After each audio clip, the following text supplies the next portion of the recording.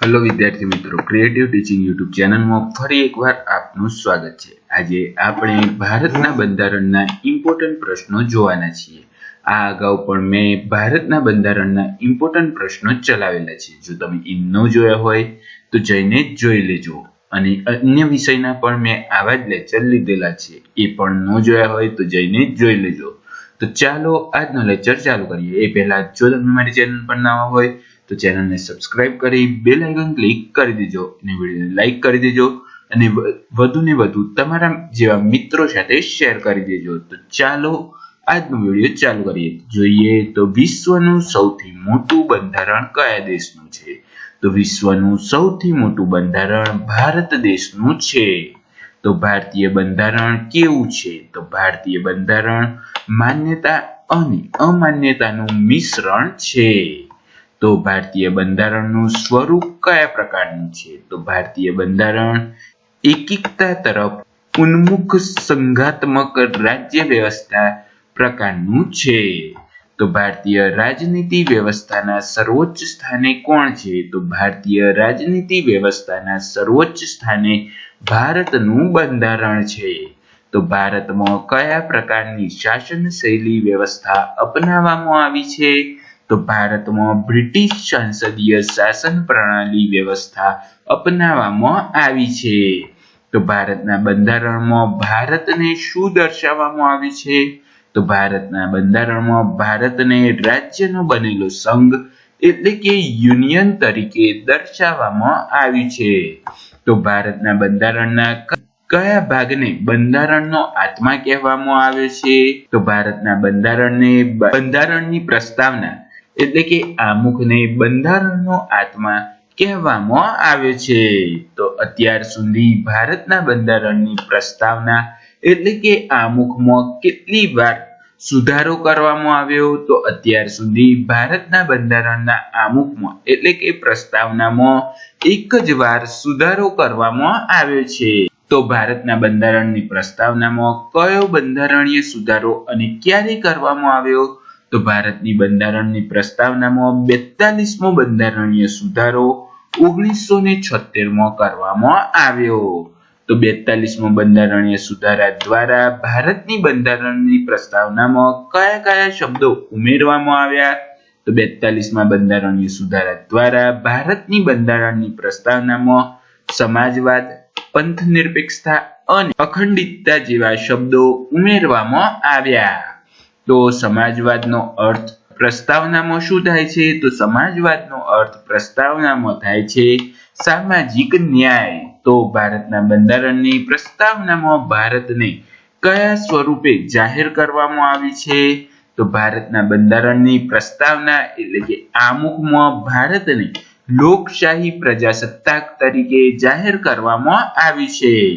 તો સર્વોચ્ચ ન્યાયાલયના કયા ચુકાદાએ બંધારણ મૂળ સંરચનાનો સિદ્ધાંત કહેવામાં આવે છે? તો સર્વોચ્ચ ન્યાયાલયના કેશવાનંદ ભારતી વિરુદ્ધ કેરળ રાજ્ય 1973ના ચુકાદાને બંધારણના મૂળ સંરચનાનો સિદ્ધાંત કહેવામાં આવે છે।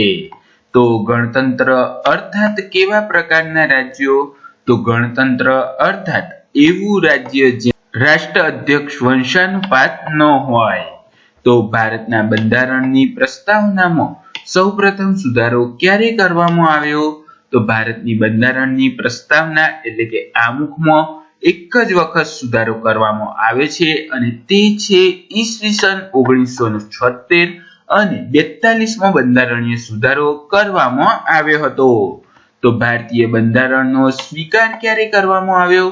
तो भारतीय બંધારણનો સ્વીકાર 26 નવેમ્બર 1949 ના દિવસે કરવામાં આવ્યો। તો ભારતીય બંધારણનો મૂળ સ્ત્રોત કોણ છે? તો ભારતીય બંધારણનો મૂળ સ્ત્રોત ભારતના લોકો છે। તો ભારતની સંપ્રભુતા કોનામાં સમાયેલી છે? તો ભારતની સંપ્રભુતા ભારતીય જનતામાં સમાયેલી છે।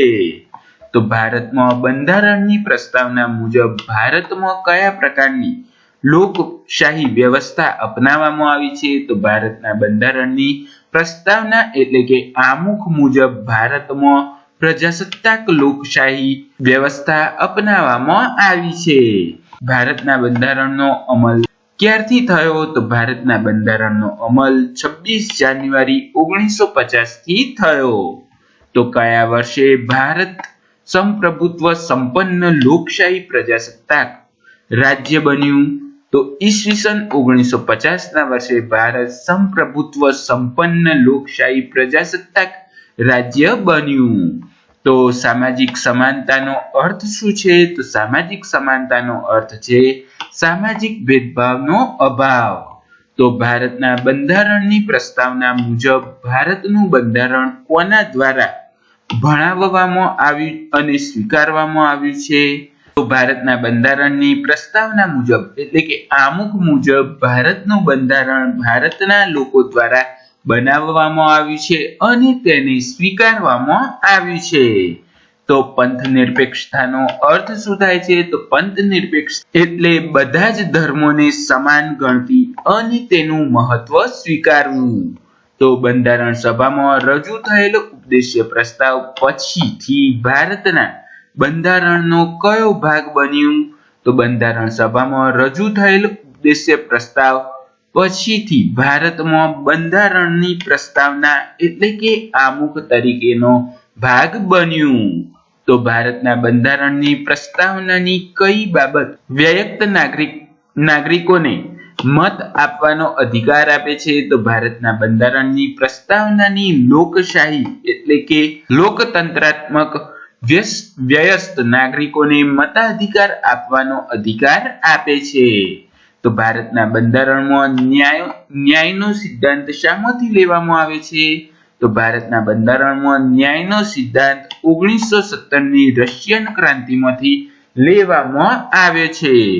તો બંધારણના પાનાઓને અને આમુખને ડિઝાઇન કરનાર પ્રખ્યાત ચિત્રકાર કોણ હતા? તો બંધારણના પાનાઓ અને આમુખને ડિઝાઇન કરનાર પ્રખ્યાત ચિત્રકાર શ્રી બેહોમ રામ મનોહર સિન્હા હતા, જેમને રામ તરીકે ઓળખતા હતા અને તે જબલપુરના હતા.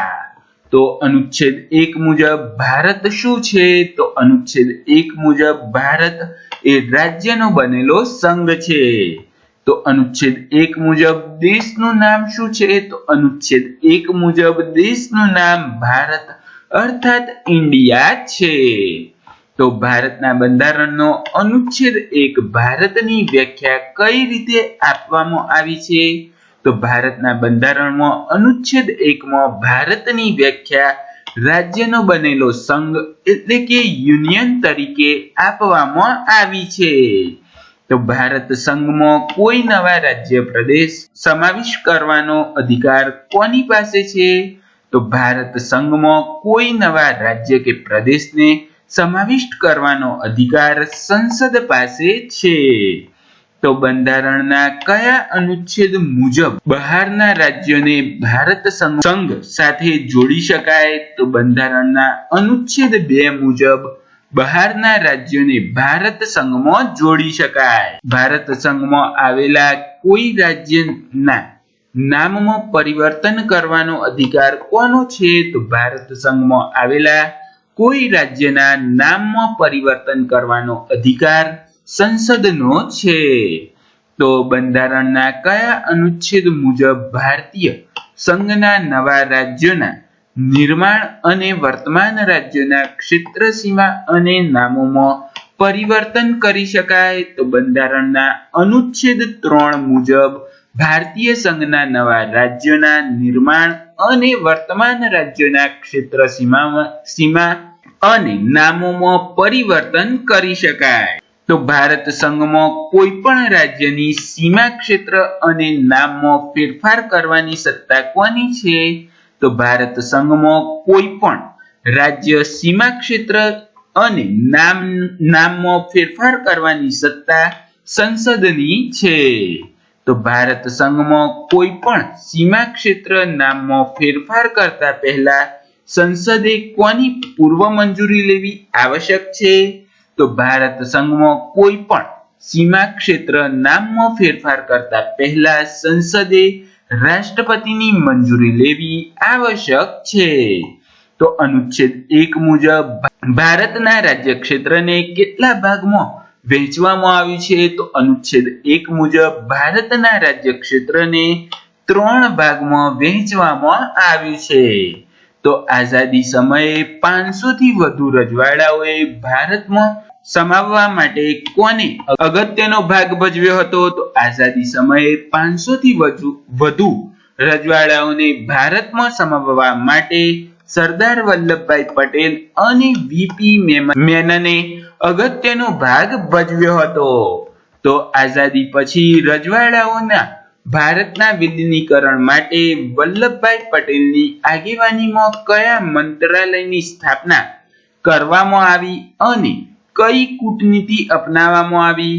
તો આઝાદી પછી રજવાડાઓને ભારતના વિલીનીકરણ માટે વલ્લભભાઈ પટેલની આગેવાનીમાં રજવાડી મંત્રાલયની સ્થાપના કરવામાં આવી અને પટેલ સ્કીમ કૂટનીતિ અપનાવવામાં આવી. તો આઝાદી સમયે મુખ્યત્વે કયા 3 રાજ્યોએ ભારતમાં જોડાવાનો ઇનકાર કર્યો? તો આઝાદી સમયે મુખ્યત્વે જુનાગઢ, હૈદરાબાદ અને જમ્મુ કાશ્મીર રાજ્યએ ભારતમાં જોડાવાનો ઇનકાર કર્યો. તો મૂળ બંધારણમાં રાજ્યોને કેટલા વર્ગમાં વહેંચવામાં આવ્યા હતા? તો મૂળ બંધારણમાં રાજ્યોને 4 વર્ગમાં વહેંચવામાં આવ્યા હતા. તો સૌપ્રથમ ભાષા અધિનિયમ રચાયેલું રાજ્ય કયું છે? તો સૌપ્રથમ ભાષા અધિનિયમ આધારે રચાયેલું રાજ્ય આંધ્રપ્રદેશ છે અને તે 1 ઓક્ટોબર 1953 ના રોજ રચાયું હતું.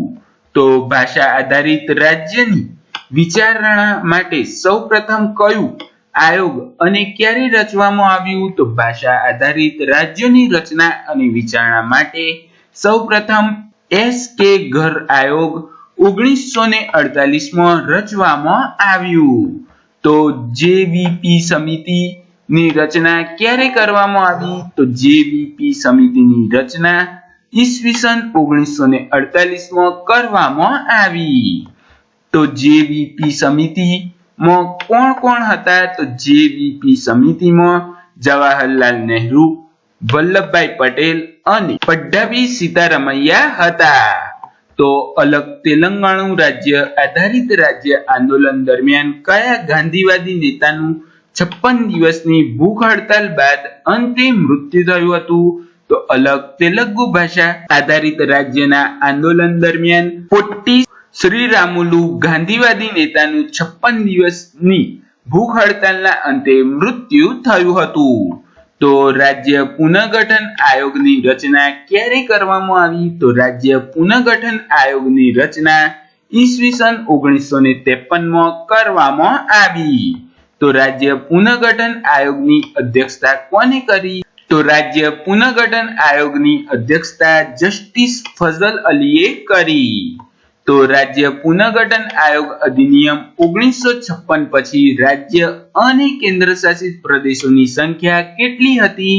તો રાજ્ય પુનર્ગઠન આયોગ અધિનિયમ 1956 પછી 14 રાજ્યો અને 6 કેન્દ્ર શાસિત પ્રદેશોની સંખ્યા હતી. તો કયા વર્ષે ફ્રેન્ચોએ પોંડુચેરી, માહે, કરાઈકલ અને યમન ભારત સરકારને સોંપ્યા? તો ઈસવીસન 1954માં ફ્રાન્ચોએ પોંડુચેરી, માહે, કરાઈકલ અને યમન ભારત સરકારને સોંપ્યા. તો કયું રાજ્ય ભારતનું 15મું રાજ્ય બન્યું? તો ગુજરાત રાજ્ય એ ભારતનું 15મું રાજ્ય બન્યું. તો પોંડુચેરી કયા વર્ષે ભારતીય સંઘમાં સામેલ કરવામાં આવ્યું? તો પોંડુચેરીને ઈસવીસન 1962 ના વર્ષે ભારતીય સંઘમાં સામેલ કરવામાં આવ્યું. તો દાદરા નગર હવેલી કયા વર્ષે પોર્ટુગીઝોના કબજામાંથી સ્વતંત્ર થયું? તો દાદરા નગર હવેલી ઈસવીસન 1954 ના વર્ષે પોર્ટુગીઝોના કબજામાંથી સ્વતંત્ર થયું. તો દીવ, દમણ અને ગોવા કયા વર્ષે પોર્ટુગીઝોના કબજામાંથી સ્વતંત્ર થયું? તો દીવ, દમણ અને ગોવા એ ઈસવીસન 1961 ના વર્ષે પોર્ટુગીઝોના કબજામાંથી સ્વતંત્ર થયું. તો સિક્કિમ કયા વર્ષે ભારતના રાજ્ય તરીકે સમાવિષ્ટ કરવામાં આવ્યો? તો સિક્કિમને ઈસવીસન 1975 ના વર્ષે ભારતના રાજ્ય તરીકે સમાવિષ્ટ કરવામાં આવ્યો. તો હિમાચલ પ્રદેશ રાજ્યનો દરજ્જો ક્યારે પ્રદાન કરવામાં આવ્યો? તો હિમાચલ પ્રદેશને રાજ્યનો દરજ્જો ઈસવીસન 1971 માં પ્રદાન કરવામાં આવ્યો. તો વર્તમાનમાં ભારતમાં કુલ કેટલા રાજ્યો અને કેન્દ્ર શાસિત પ્રદેશો છે? તો વર્તમાનમાં ભારતમાં કુલ 28 રાજ્યો અને 9 કેન્દ્ર શાસિત પ્રદેશો છે. તો કયા વર્ષે હરિયાણા અલગ રાજ્ય બન્યું? તો ઈસવીસન 1966 ના વર્ષે હરિયાણા અલગ રાજ્ય બન્યું. તો કયા વર્ષે છત્તીસગઢ, ઝારખંડ અને ઉત્તરાખંડ નવા રાજ્ય બન્યા? તો ઈસવીસન 2000 ના વર્ષે છત્તીસગઢ, ઝારખંડ અને ઉત્તરાખંડ નવા રાજ્ય બન્યા. તો નાગાલેન્ડ કયા વર્ષે અલગ રાજ્ય બન્યું? તો નાગાલેન્ડ ઈસવીસન 1953 ના વર્ષે અલગ રાજ્ય બન્યું. તો ગોવા મુક્તિ આંદોલનનું મુખ્ય કેન્દ્ર કયું હતું? તો ગોવા મુક્તિ આંદોલનનું મુખ્ય કેન્દ્ર મુંબઈ હતું. તો કોને પોર્ટુગીઝ શાસન હેઠળના ગોવાને ભારતના મોટાપણનો ખીલ કહ્યો હતો? તો રામમોહન લોહિયાએ પોર્ટુગીઝ શાસન હેઠળના ગોવાને ભારતના મોઢા ઉપરનો ખીલ કહ્યો હતો. તો ગોવાના સૌપ્રથમ લશ્કરી ગવર્નર તરીકે કોને હોદ્દો સંભાળ્યો હતો? તો ગોવાના સૌપ્રથમ લશ્કરી ગવર્નર તરીકે કે.પી. ક્રેન્થડે હોદ્દો સંભાળ્યો હતો. તો ભારતના બંધારણના કયા ભાગમાં ભારત સંઘ અને તેના રાજ્ય ક્ષેત્ર વિશે વર્ણન કરવામાં આવ્યું છે? તો ભારતના બંધારણના ભાગ 1 માં ભારત સંઘ અને તેના રાજ્ય ક્ષેત્ર વિશે વર્ણન કરવામાં આવ્યું છે. તો ભારતના બંધારણના કયા ભાગમાં નાગરિકતા વિશે ઉલ્લેખ કરવામાં આવ્યો છે? તો ભારતના બંધારણમાં ભાગ 2 માં નાગરિકતા વિશે ઉલ્લેખ કરવામાં આવ્યો છે. તો ભારતનું બંધારણ તેના નાગરિકને કયા પ્રકારની નાગરિકતા પ્રદાન કરે છે? તો ભારતનું બંધારણ તેના નાગરિકને એકલ નાગરિકતા પ્રદાન કરે છે. તો ભારતના બંધારણના કયા અનુચ્છેદમાં નાગરિકતા વિશે જોગવાઈ કરવામાં આવી છે? તો ભારતના બંધારણમાં અનુચ્છેદ 5 થી 11 માં નાગરિકતા વિશે જોગવાઈ કરવામાં આવી છે.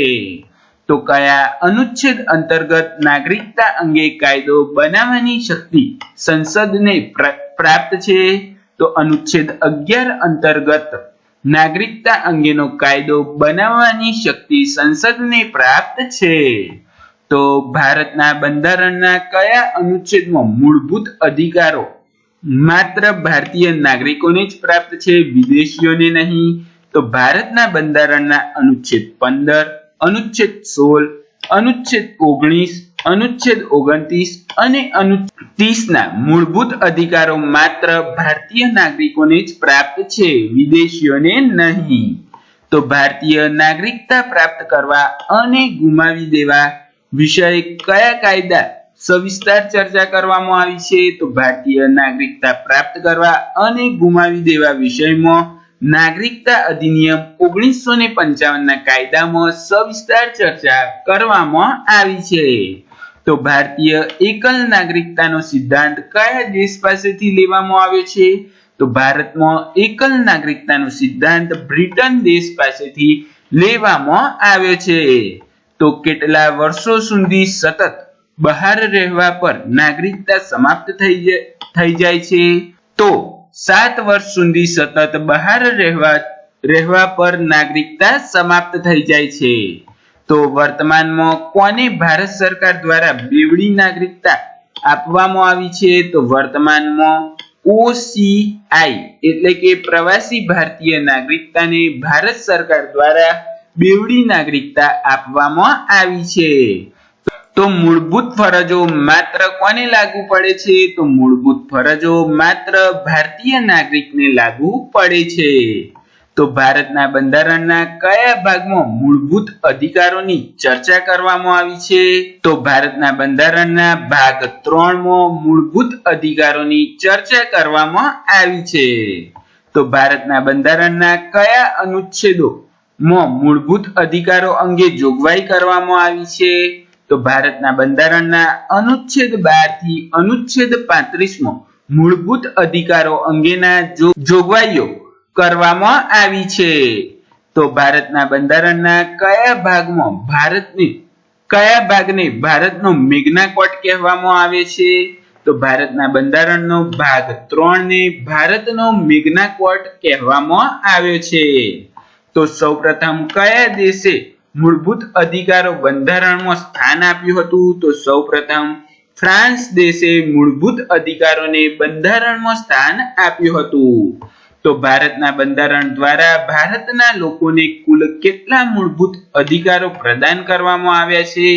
તો ભારતના બંધારણ દ્વારા ભારતના લોકોને કુલ 6 મૂળભૂત અધિકારો પ્રદાન કરવામાં આવ્યા છે. તો મૂળભૂત અધિકારોમાં ભારતના લોકોને કુલ કેટલા મૂળભૂત અધિકારો આપવામાં આવ્યા છે? તો મૂળભૂત બંધારણમાં ભારતના લોકોને કુલ 7 મૂળભૂત અધિકારો આપવામાં આવ્યા હતા. તો મૂળભૂત અધિકારોને લાગુ કરવાની જવાબદારી કોની છે? તો મૂળભૂત અધિકારોને લાગુ કરવાની જવાબદારી સર્વોચ્ચ અને ઉચ્ચ ન્યાયાલયની છે. તો મૂળભૂત અધિકારોને સ્થગિત કરવાની જવાબદારી કોની છે? તો મૂળભૂત અધિકારોને સ્થગિત કરવાની જવાબદારી રાષ્ટ્રપતિ પાસે છે. તો કોણ જરૂરિયાત પડે બંધારણીય સુધારા દ્વારા મૂળભૂત અધિકારો પર નિયંત્રણ લાદી શકે? તો સંસદ જરૂરિયાત પડે તો બંધારણીય સુધારા દ્વારા મૂળભૂત અધિકારો પર નિયંત્રણ લાદી શકે. તો મૂળભૂત અધિકારોને સ્થગિત કરવાનો આદેશ કોણ આપી શકે? તો મૂળભૂત અધિકારોને સ્થગિત કરવાનો આદેશ રાષ્ટ્રપતિ આપી શકે. તો કયા બંધારણીય સુધારા દ્વારા મિલકતનો અધિકાર નાબૂદ કરી દેવાયો? તો 44મો બંધારણીય સુધારો 1978 દ્વારા મિલકતનો અધિકાર નાબૂદ કરી દેવામાં આવ્યો. તો બંધારણના કયા અનુચ્છેદમાં સમાનતાના અધિકારોની જોગવાઈ કરવામાં આવી છે? તો બંધારણના અનુચ્છેદ 14 થી અનુચ્છેદ 18 માં સમાનતાના અધિકારોની જોગવાઈની વાત કરવામાં આવી છે. તો સૌને સમાન કાયદો અને સૌને સમાન કાયદાનું સમાન રક્ષણ એ કયા અનુચ્છેદની જોગવાઈ છે? તો સૌને સમાન કાયદો અને સૌને સમાન કાયદાનું સમાન રક્ષણ એ અનુચ્છેદ 14 ની જોગવાઈ છે. તો બંધારણના કયા અનુચ્છેદમાં અસ્પૃશ્યતા નિવારણની જોગવાઈ કરવામાં આવી છે? તો બંધારણના અનુચ્છેદ 17 માં અસ્પૃશ્યતાની જોગવાઈ કરવામાં આવી છે. તો અસ્પૃશ્યતા અપરાધ અધિનિયમ 1995 વર્તમાનમાં કયા નામે ઓળખાય છે? તો અસ્પૃશ્યતા અપરાધ અધિનિયમ 1995 તે વર્તમાનમાં સિવિલ અધિનિયમ સંરક્ષણ અધિનિયમ તરીકે ઓળખવામાં આવે છે. તો બંધારણના કયા અનુચ્છેદમાં પ્રેસની સ્વતંત્રતાનો સમાવેશ થઈ જાય છે? તો બંધારણના અનુચ્છેદ 19 માં પ્રેસની સ્વતંત્રતાનો સમાવેશ થઈ જાય છે. તો ભારતના બંધારણના કયા અનુચ્છેદમાં ધર્મ, વંશ, જાતિ, મૂળ, જન્મસ્થળને લઈ થતા ભેદભાવને નિષેધ કરવામાં આવ્યા છે? તો ભારતના બંધારણમાં અનુચ્છેદ 15 માં ધર્મ, વંશ, જાતિ, મૂળ, જન્મસ્થળને લઈને થતા ભેદભાવને નિષેધ કરવામાં આવ્યા છે. તો મૂળભૂત અધિકારો પર આવશ્યક પ્રતિબંધ લગાવવાની સત્તા કોની પાસે છે? તો મૂળભૂત અધિકારો પર આવશ્યક પ્રતિબંધ લગાવવાની સત્તા સંસદ પાસે છે. તો ભારતના બંધારણના કયા અનુચ્છેદમાં રાજ્ય દ્વારા સ્ત્રીઓ અને બાળકો માટે વિશેષ વ્યવસ્થા એટલે કે અનામતની છૂટ આપવામાં આવી છે? તો ભારતના બંધારણમાં અનુચ્છેદ 15(3) દ્વારા સ્ત્રીઓ અને બાળકો માટે વિશેષ વ્યવસ્થા એટલે કે અનામતની છૂટ આપવામાં આવી છે. તો બંધારણના કયા અનુચ્છેદમાં અવસર એટલે કે જાહેર નોકરીની સમાનતાની જોગવાઈ કરવામાં આવી છે? તો બંધારણના અનુચ્છેદ 16 માં અવસર એટલે કે જાહેર નોકરીની સમાનતાની જોગવાઈ કરવામાં આવી છે.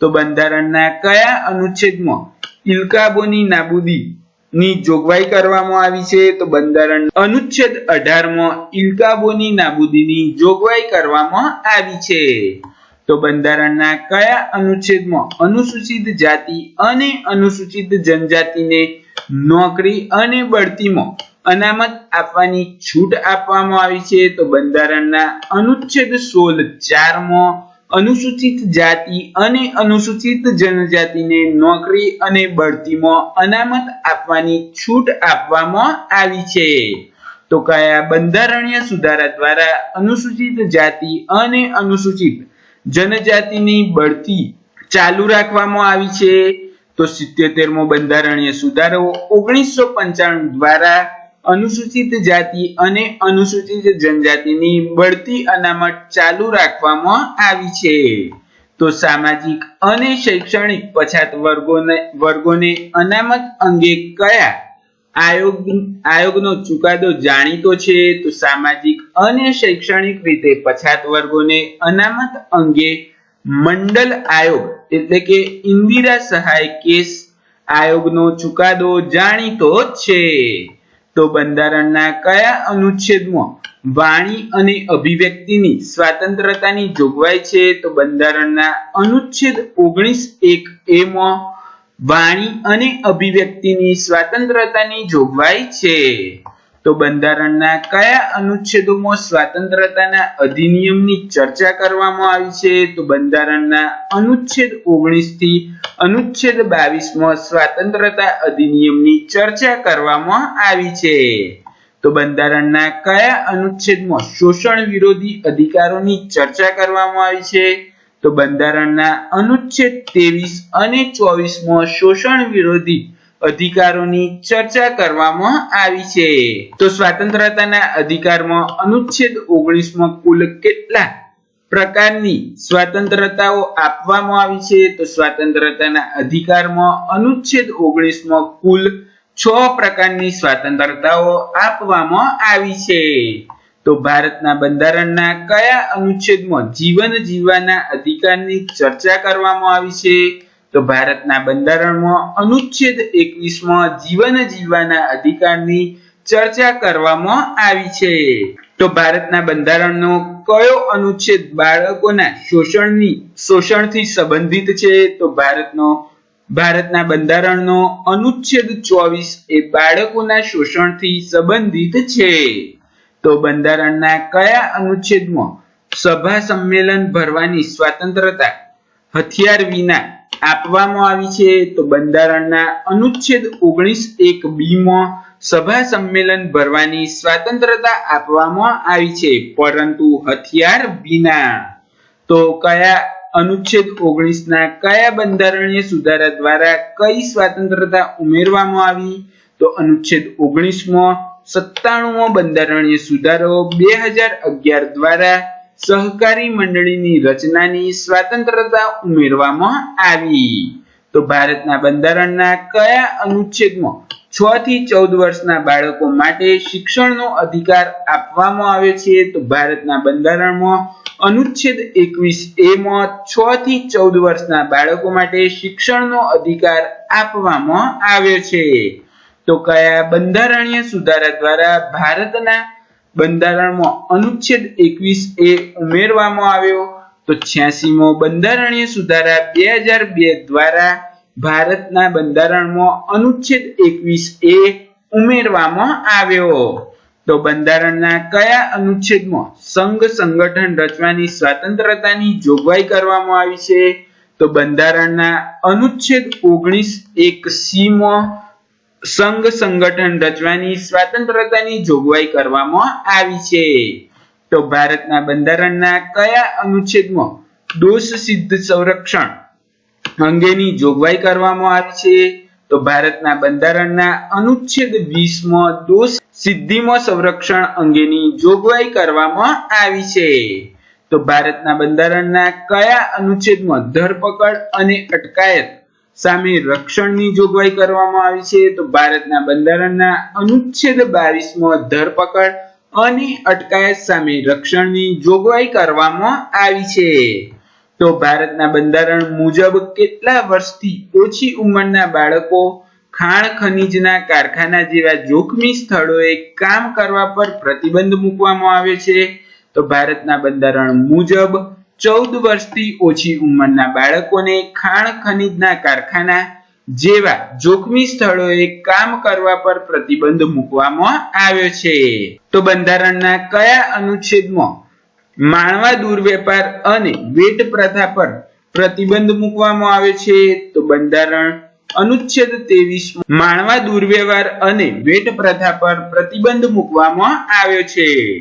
તો ભારતના બંધારણ મુજબ કોઈ પણ વ્યક્તિની ધરપકડ કર્યા પછી તેને કેટલા સમયમાં નજીકની મેજિસ્ટ્રી આગળ રજૂ કરવાનો રહેશે? તો ભારતના બંધારણ મુજબ 24 કલાકની અંદર કોઈ પણ વ્યક્તિની ધરપકડ કરી હોય તો તેને નજીકની મેજિસ્ટ્રી સમક્ષ રજૂ કરવાનો રહેશે. તો બંધારણના કયા અનુચ્છેદમાં ભારત દેશમાં હરવા ફરવાની સ્વતંત્રતાનો ઉલ્લેખ છે? તો બંધારણના અનુચ્છેદ 19(1)(b) મુજબ ભારત દેશમાં હરવા ફરવાની સ્વતંત્રતાનો ઉલ્લેખ છે. તો ભારતના બંધારણના કયા અનુચ્છેદમાં જોગવાઈ છે કે કોઈ પણ વ્યક્તિને એક ગુના માટે એકથી વધુ વાર સજા આપી શકાશે નહીં? તો ભારતના બંધારણના અનુચ્છેદ 20માં જોગવાઈ છે કે કોઈ પણ વ્યક્તિને એક ગુના માટે એકથી વધુ વખત સજા આપી શકાશે નહીં. તો ભારતના બંધારણના કયા અનુચ્છેદમાં ધાર્મિક સ્વતંત્રતાની જોગવાઈ કરવામાં આવી છે? તો ભારતના બંધારણમાં અનુચ્છેદ 25 થી 28 માં ધાર્મિક સ્વતંત્રતા અંગેની જોગવાઈ કરવામાં આવી છે. તો ભારતના બંધારણના કયા અનુચ્છેદોમાં લઘુમતીઓ સાંસ્કૃતિક અને શૈક્ષણિક અધિકાર આપવામાં આવ્યો છે? તો ભારતના બંધારણમાં અનુચ્છેદ 29 અને 30 માં લઘુમતીઓને સાંસ્કૃતિક અને શૈક્ષણિક અધિકાર આપવામાં આવ્યો છે. તો બંધારણના કયા અનુચ્છેદ મુજબ શીખોનું પ્રેરપાન ધારણ કરવું એ ધાર્મિક સ્વતંત્રતાનો એક ભાગ માનવામાં આવે છે? તો બંધારણના અનુચ્છેદ 25 મુજબ શીખોને કૃપાણ ધારણ કરવું એ ધાર્મિક સ્વતંત્રતાનો એક ભાગ માનવામાં આવે છે. તો બંધારણનો કયો અનુચ્છેદ પસંદગીના ધર્મ માણવાની, પાળવાની અને તેનો પ્રચાર કરવાની સ્વતંત્રતા આપે છે? તો બંધારણનો અનુચ્છેદ 25 પસંદગીના ધર્મો માનવાની, પાળવાની અને તેનો પ્રચાર કરવાની સ્વતંત્રતા આપે છે. તો બંધારણ દ્વારા આપવામાં આવેલ ધર્મ સ્વતંત્રતાના અધિકારો પર રાજ્ય કયા આધારે પ્રતિબંધ લગાવી શકે? તો બંધારણ દ્વારા આપવામાં આવેલ ધાર્મિક સ્વતંત્રતાના અધિકારો પર રાજ્ય સ્વાસ્થ્ય, લોક વ્યવસ્થા અને સદાચારના આધારે પ્રતિબંધ લગાવી શકે. તો બંધારણનો કયો અનુચ્છેદ અલ્પસંખ્યકોને પોતાની પસંદગીની શિક્ષણ સંસ્થા સ્થાપવાનો અને તેનો વહીવટ કરવાનો અધિકાર આપે છે? તો બંધારણનો અનુચ્છેદ 30 અલ્પસંખ્યક લોકોને પોતાની પસંદગીની શિક્ષણ સંસ્થા સ્થાપવાનો અને તેનો વહીવટ કરવાનો અધિકાર આપે છે. તો બંધારણનો કયો અનુચ્છેદ ભારતમાં ગમે ત્યાં નિવાસ કરવાની સ્વતંત્રતા આપે છે? તો બંધારણનો અનુચ્છેદ 19(1)(e) એ ભારતમાં ગમે ત્યાં નિવાસ કરવાની સ્વતંત્રતા આપે છે. તો સંયુક્ત રાષ્ટ્રોએ શરણાર્થીઓના પુનઃસ્થાપન માટે તથા તેમના હકોની રક્ષા માટે કઈ સંસ્થાની સ્થાપના કરી છે? તો સંયુક્ત રાષ્ટ્રોએ શરણાર્થીઓને પુનઃસ્થાપના માટે તથા તેમના હકોના રક્ષણ માટે યુનાઇટેડ નેશન હાઈ કમિશન નામની સંસ્થાની સ્થાપના કરી છે. તો ભારતના બંધારણનો કયો અનુચ્છેદ ભારતીય ઇલ્જોના ઉપચારની જોગવાઈ દર્શાવે છે? તો ભારતના બંધારણનો અનુચ્છેદ 32 એ બંધારણીય ઇલ્જોના ઉપચારની જોગવાઈ દર્શાવે છે. તો મૂળભૂત અધિકારોને લાગુ કરવા માટે સર્વોચ્ચ અને ઉચ્ચ ન્યાયાલય દ્વારા કેટલા પ્રકારની રીત બહાર પાડવામાં આવે છે? તો મૂળભૂત અધિકારોને લાગુ કરવા માટે સર્વોચ્ચ ન્યાયાલય અને ઉચ્ચ ન્યાયાલય દ્વારા 5 પ્રકારની રીત બહાર પાડવામાં આવે છે. રીતને બીજા સમાદેશ નામથી ઓળખવામાં આવે છે. તો તો વ્યક્તિગત સ્વતંત્રતાના રક્ષણ માટે ન્યાયાલય દ્વારા કઈ રીત આપવામાં આવે છે? તો વ્યક્તિગત સ્વતંત્રતાના રક્ષણ માટે ન્યાયાલય દ્વારા હેબિયસ કોર્પસ રીત આપવામાં આવે છે. તો કઈ રીત ગેરકાયદેસર સરકારી હોદ્દાને પચાવી પાડવાની વિરુદ્ધમાં આવે છે?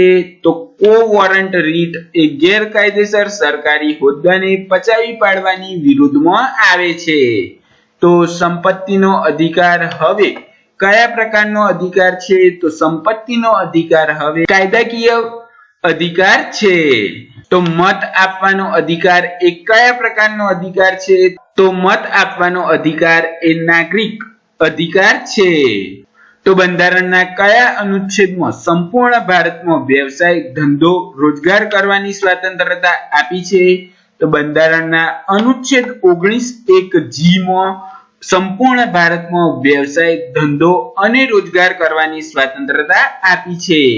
તો કયા અનુચ્છેદમાં ડોક્ટર બાબા સાહેબ આંબેડકર બંધારણનો આત્મા અને હૃદય કહ્યું છે? તો અનુચ્છેદ 32 ને ડોક્ટર બાબા સાહેબ આંબેડકરે બંધારણનો આત્મા અને હૃદય કહ્યું છે.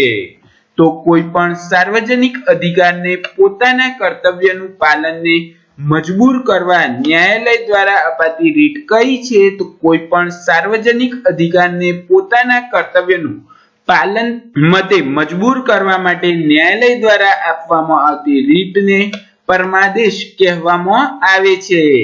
રાઇટ ટુ એજ્યુકેશન 2009 ના કાયદાનો અમલ ક્યારથી શરૂ થયો? તો રાઇટ ટુ એજ્યુકેશન 2009 ના કાયદાનો અમલ 1 એપ્રિલ 2010 થી શરૂ થયો.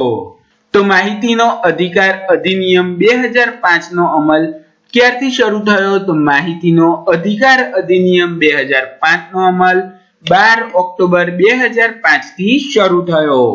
તો આ સાથે જ આજનો લેક્ચર પૂરો કરીએ છીએ. જો તમને વિડીયો ગમ્યો હોય તો વિડીયોને લાઈક કરજો, વધુમાં વધુ શેર કરજો, નીચે કોમેન્ટ કરજો કે આગળ કયા વિડીયો જોઈએ છે, અને જો તમે મારી ચેનલ પર નવા છો અને અત્યાર સુધી વિડીયો જોયો છે તો મારી ચેનલને સબસ્ક્રાઇબ કરી બેલ આઇકન ક્લિક કરી દેજો, જેથી આવનારા આવા જ વિડીયોની નોટિફિકેશન મળતી રહે. Thank you watching for my video.